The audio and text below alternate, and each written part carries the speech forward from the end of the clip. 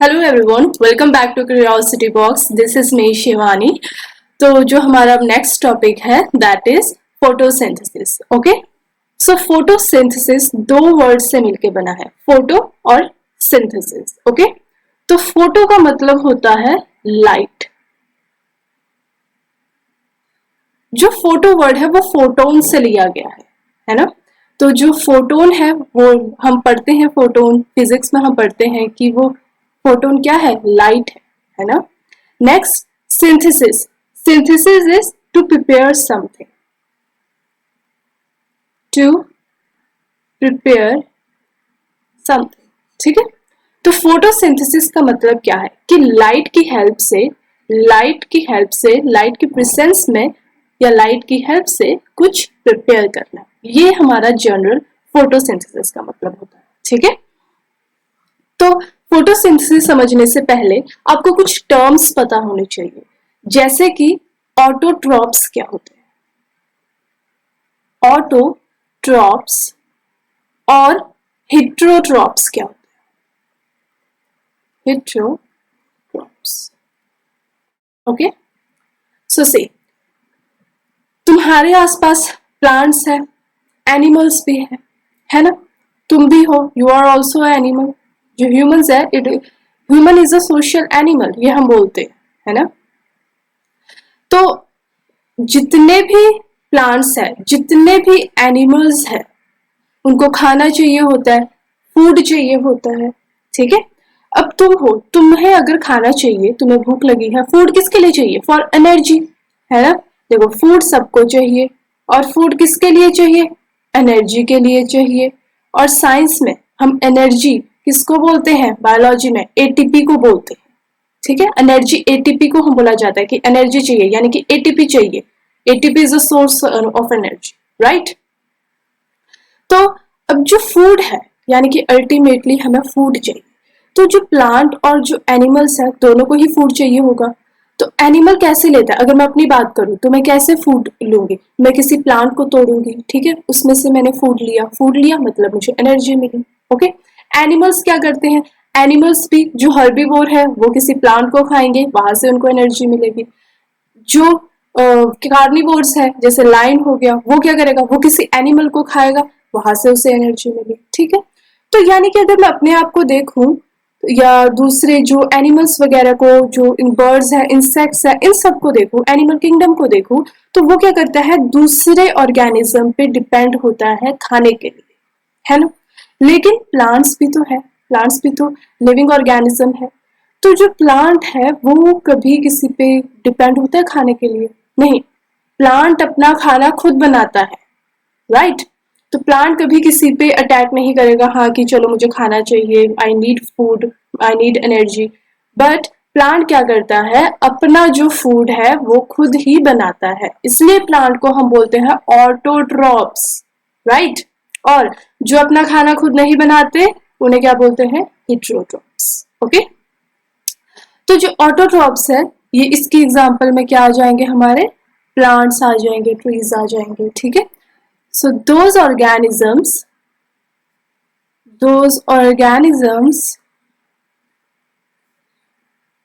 which prepare their own food, their own food are called, are लिख दो, are called autotrophs. उनको क्या बोलेंगे हम, ऑटोट्रॉप्स बोलेंगे। एंड दोज जो ऑर्गेनिज्म खुद नहीं बनाते वो हिट्रोट्रॉप्स, राइट। ऑर्गेनिजम्स लाइक, इसके एग्जाम्पल में क्या क्या आ जाएगा, ह्यूमंस आ जाएंगे, ठीक है, एनिमल्स आ जाएंगे, बर्ड्स वगैरह, इंसेक्ट्स।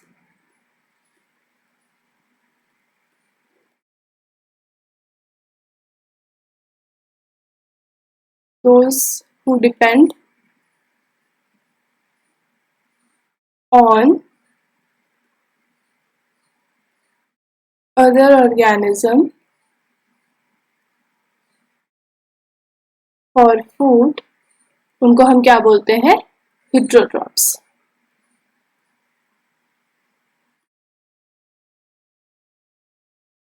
ठीक है, तो यहाँ से हमें बात पता लगी कि ऑटोट्रॉफ्स क्या होते हैं, हेटेरोट्रॉफ्स क्या होते हैं। अब हम बात करते हैं फोटोसिंथेसिस की। तो हमने ये बोला कि प्लांट्स अपना खाना खुद बनाते हैं, इसका मतलब प्लांट में कोई ऐसी चीज है जो हम में नहीं है, क्योंकि हम अपना खाना नहीं बना सकते, लेकिन प्लांट बना सकता है। तो प्लांट में ऐसी क्या चीज है, and that special process is called as photosynthesis. वो जो स्पेशल प्रोसेस है वो फोटोसिंथेसिस है, उसको हम फोटोसिंथेसिस बोलते हैं। तो फोटोसिंथेसिस की हेल्प से क्या करता है प्लांट, अपना खाना सिंथेसाइज करता है। ठीक है, सिंथेसिस क्या करेगा, फूड, ठीक है, खाना सिंथेसाइज करेगा। अब अगर मैं नॉर्मली जनरली अपने आसपास देखूं कैसे बनता है खाना, जो प्लांट्स है वो कैसे बनाएंगे खाना। प्लांट अगर मैं लेती हूँ तो आपने सुना होगा कि हम बोलते हैं ज्यादा से ज्यादा पेड़ लगाओ, क्यों, क्योंकि उससे क्या होता है, अगर ज्यादा से ज्यादा पेड़ लगाओगे तो ऑक्सीजन मिलेगी। ये बात आपको पता है कि हम पेड़ लगाते हैं तो हमें क्या मिलती है, ऑक्सीजन मिलती है ना। लेकिन आप जब आप रिलीज करते हो तो आप क्या रिलीज करते हो, कार्बन डाइऑक्साइड रिलीज करते हो as a gas, carbon dioxide gas release करते हो और ऑक्सीजन लेते हो, क्योंकि हम प्लांट लगाएंगे तो वो हमें ऑक्सीजन देंगे, इतना हमें पता है। ठीक है, तो जो आप कार्बन डाइऑक्साइड रिलीज करते हो ना, वो प्लांट्स कैप्चर कर लेते हैं। प्लांट को कार्बन डाइऑक्साइड चाहिए होता है खाना बनाने के लिए, पहली बात। ठीक है, फोटोसिंथेसिस करने के लिए पहला क्या चाहिए हमें, कार्बन डाइऑक्साइड। ठीक है, अब आपने देखा होगा कि प्लांट्स जो होते हैं उन्हें सनलाइट की भी बहुत जरूरत होती है, लाइट की बहुत ज्यादा जरूरत होती है प्लांट्स को। अगर आप प्लांट्स को लाइट के आगे, सनलाइट के आगे नहीं रखोगे तो वो मुरझा जाए। ठीक है, तो जो सनलाइट है उसकी भी जरूरत होती है, यानी कि लाइट की भी जरूरत है फोटोसिंथेसिस में। ठीक है, नेक्स्ट वाटर की जरूरत भी है प्लांट को फोटोसिंथेसिस में। पानी देते हो ना प्लांट्स को आप, ठीक है, वो आगे हम देखेंगे कि हम क्यों देते हैं, सब चीजें रिलेटेड है यहाँ पर। ओके, तो अब तक हमने क्या क्या देखा कि प्लांट्स को खाना बनाने के लिए यानी कि फोटोसिंथेसिस करने के लिए कार्बन डाइऑक्साइड चाहिए, लाइट चाहिए और वाटर चाहिए। अब हम देखेंगे कहाँ कहाँ से आता है। कार्बन डाइऑक्साइड पता लग गया कहाँ से आ रहा है, एटमॉस्फेयर से आ रहा है, एटमॉस्फेयर में हम रिलीज कर रहे हैं।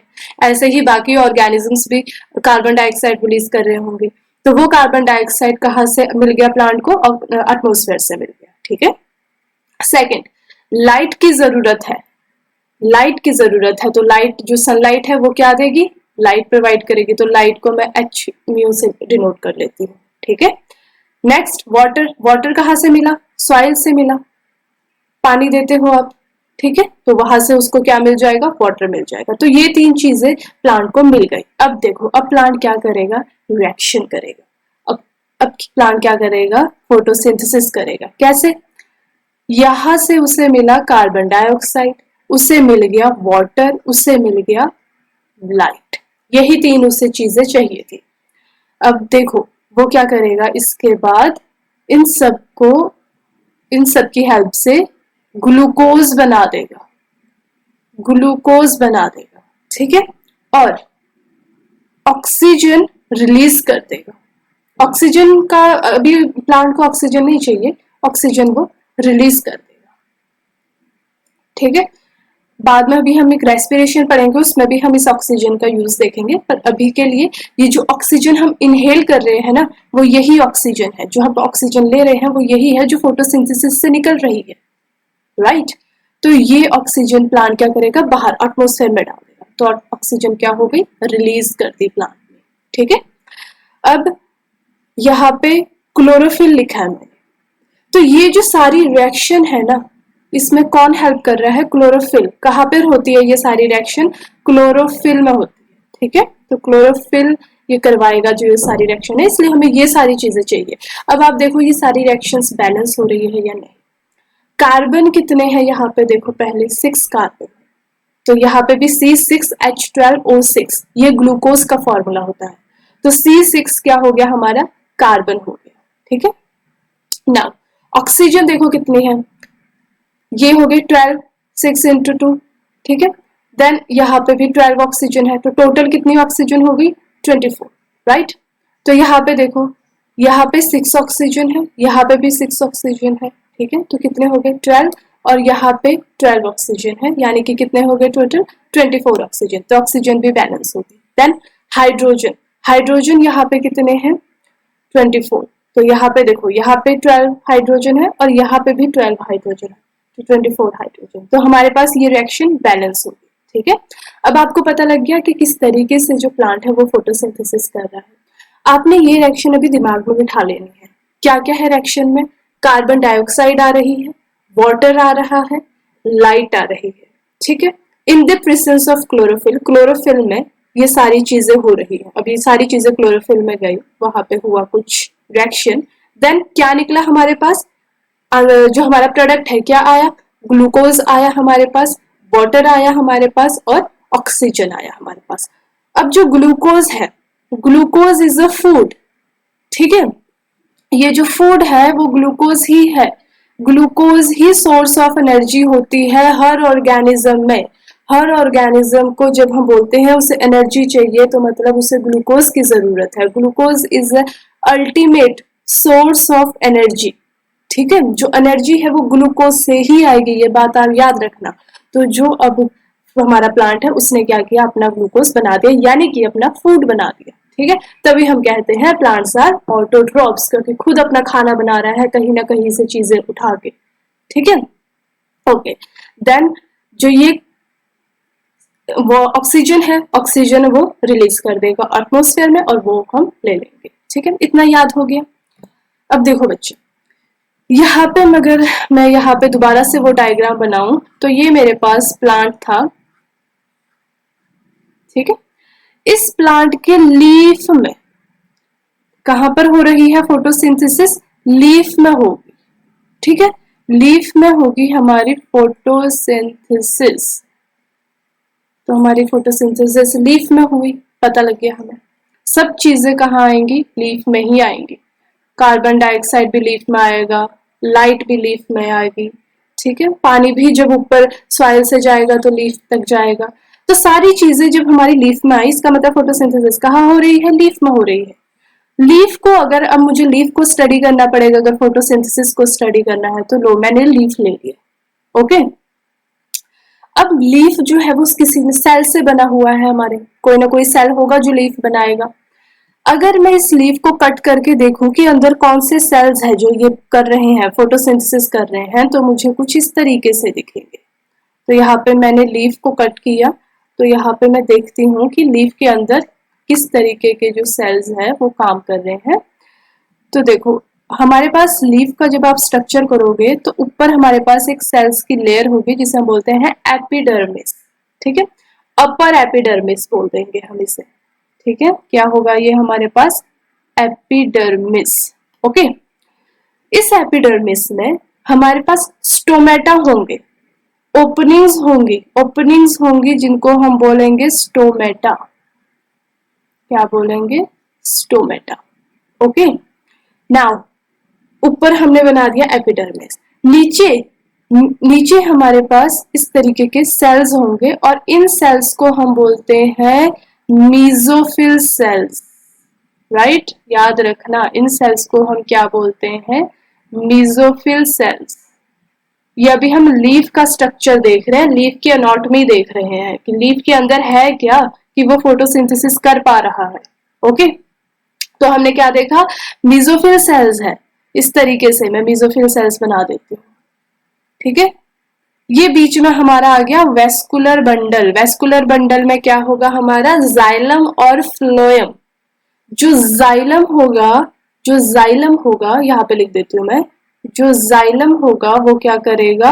वाटर कंडक्शन में हेल्प करता है, वाटर लेके आएगा, ठीक है। और दूसरा मैंने बोला था फ्लोएम। फ्लोएम का काम होता है फूड को कंडक्ट करना, जो खाना होगा यानी कि जो ग्लूकोज होगा या जो फूड होगा उसको कंडक्ट करेगा, ठीक है, एक जगह से दूसरी जगह लेके जाना।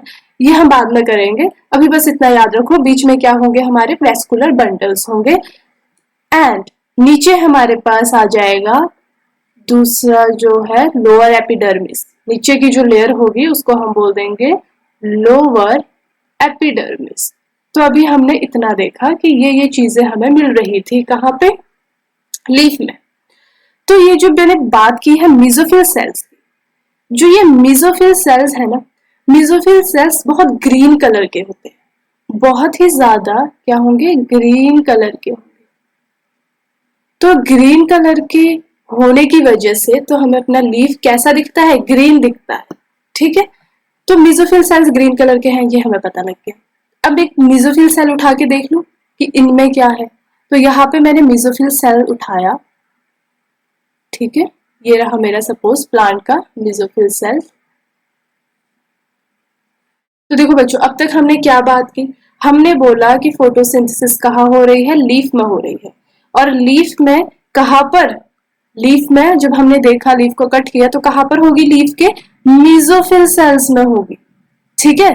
तो फोटोसिंथेसिस लीफ के कौन से सेल्स में हो रही है, मेसोफिल सेल्स में, क्योंकि ये जो मेसोफिल सेल्स है ग्रीन ग्रीन से है। तो हमने जब इसको देखा, एक मेसोफिल सेल को मैं स्टडी कर रही हूँ यहाँ पे, तो यहाँ पे बहुत सारे क्लोरोप्लास्ट थे। क्या थे, क्लोरोप्लास्ट। इस तरीके से हम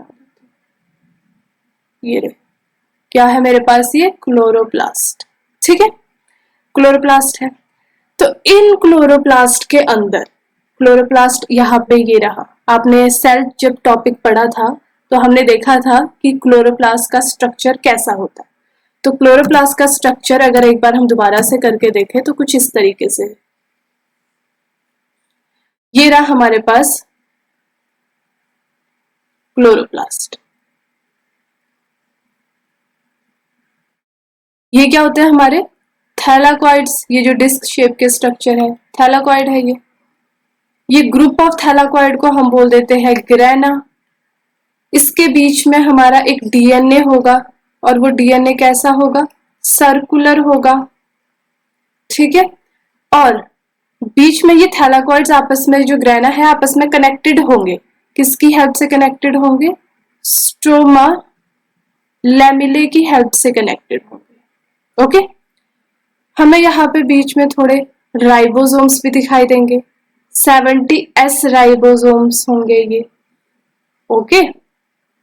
और यहाँ पे हमें स्टार्च ग्रेन्यूल भी दिखाई देगा। क्या दिखाई देगा, स्टार्च ग्रेन्यूल दिखाई देगा। बच्चों ये ना बहुत इंपॉर्टेंट है, क्लोरोप्लास्ट का स्ट्रक्चर आपको याद करना ही करना है। क्या क्या है इस पे, स्टार्च ग्रेन्यूल है, ये याद रखना। कहाँ से आया ये स्टार्च ग्रेन्यूल, हम आगे देखेंगे।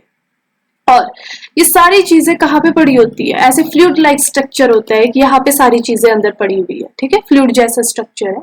और इस फ्लूइड लाइक स्ट्रक्चर को हम स्ट्रोमा बोल देते हैं। तो ये सारी चीजें कहाँ पड़े हैं, ये ग्रेना, थैलाकॉइड, स्टार्च, ये सारे स्ट्रोमा में पड़े हुए हैं, ठीक है। क्लोरोप्लास्ट के अंदर जो देखो, ये रहा क्लोरोप्लास्ट, क्लोरोप्लास्ट के अंदर क्या भरा हुआ है, स्ट्रोमा। स्ट्रोमा में क्या क्या चीजें, थैलाकॉइड है, डीएनए है, राइबोसोम है, स्टार्च है, सब कुछ उसमें ही है, ओके। नाउ ये रहा हमारा क्लोरोप्लास्ट का structure.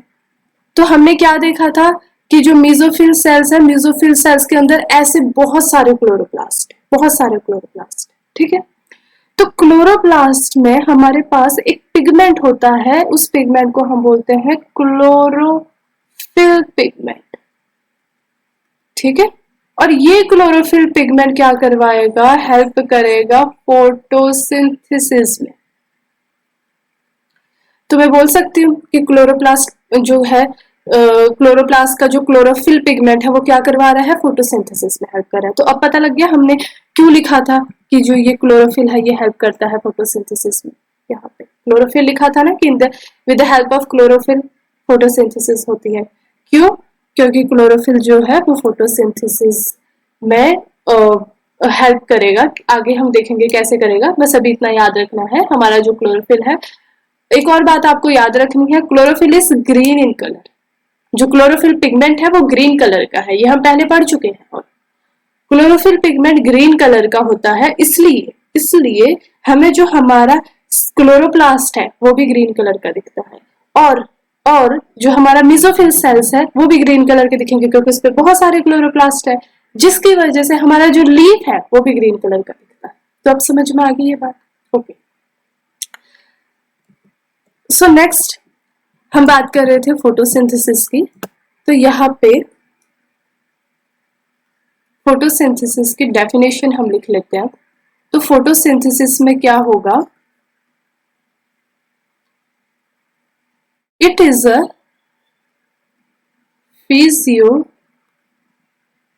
chemical process in which light energy is changed to chemical energy। तो जो लाइट एनर्जी है उसको किस में चेंज किया जा रहा है, केमिकल एनर्जी में चेंज किया जा रहा है। लाइट एनर्जी क्यों बोल रहे हैं, क्योंकि अल्टीमेटली सनलाइट से जो लाइट आ रही है उसको हम किस में चेंज कर रहे हैं, केमिकल एनर्जी में चेंज कर रहे हैं। केमिकल एनर्जी अभी हम देखेंगे कि क्या है वो। देखो अभी याद करो कि केमिकल एनर्जी हम किसको बोल रहे हैं, एटीपी और NADPH जो होंगे कि रिड्यूसिंग एजेंट वगैरह होते हैं। तो जो एटीपी है, एटीपी में हम चेंज कर रहे हैं किसको, लाइट एनर्जी को। ठीक है, बाद में हम एक NADPH भी देखेंगे। NADPH एक रिड्यूसिंग एजेंट होता है, ये भी हेल्प करेगा हमारे फोटोसिंथेसिस में, we will see it later. But तो आपको ये डेफिनेशन पता लगी ना कि किस तरीके से जो फोटोसिंथेसिस है उसमें लाइट एनर्जी केमिकल एनर्जी में चेंज हो रही है। ओके ओके, तो अब आप यहाँ पे देखो कि किस तरीके से हमारा जो रिएक्शन है फोटोसिंथेसिस का वो होता है। सी, ये रहा मेरा chloroplast, this is my chloroplast. Chloroplast के अंदर मैंने बोला था थैलाक्वाइड्स है, तो यहाँ पे बना दिया हमने थैलाक्वाइड्स। देन हमने बोला था कि जो थैलाक्वाइड्स है they are stacked with each other, तो उनको हम क्या बोलेंगे, ग्रेना बोल देंगे। ओके, तो सबसे पहले हम यहाँ पे मैं आपको बता देती हूँ किस तरीके से सारी रिएक्शन होती है। ये क्लोरोप्लास्ट मान के चलो आप, देखो तो जो हमारा फोटोसिंथेसिस है वो दो रिएक्शन होते हैं उसमें। फोटोसिंथेसिस में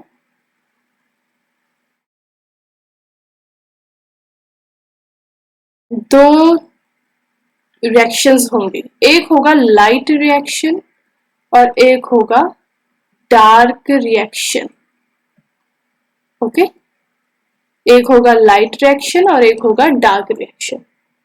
तो लाइट रिएक्शन क्या होती है, लाइट रिएक्शन जैसे कि नाम ही बता रहा है, in the presence of light होगी, यानी कि लाइट रिएक्शन होने के लिए सनलाइट की जरूरत है, तो in the presence of light.